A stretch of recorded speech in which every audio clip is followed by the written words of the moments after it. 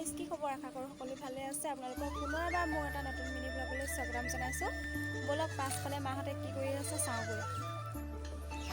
এইফালে মাহঁতে মাছ ধৰি আছে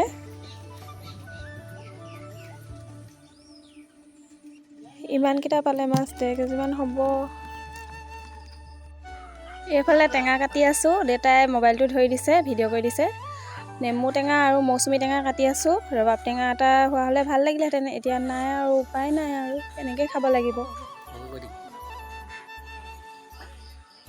এইফালে আমাৰ ভণ্টিয়ে ভিডিঅ' কৰা গম পাই উঠি গৈছে লাজ কৰিছে এতিয়া আমি ফুৰিবলৈ ওলাই আহিছোঁ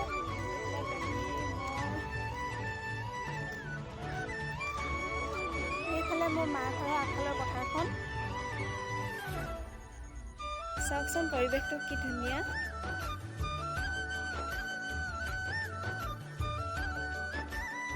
আমি খাই আছোঁ এতিয়া বিংগো তেৰেমেৰে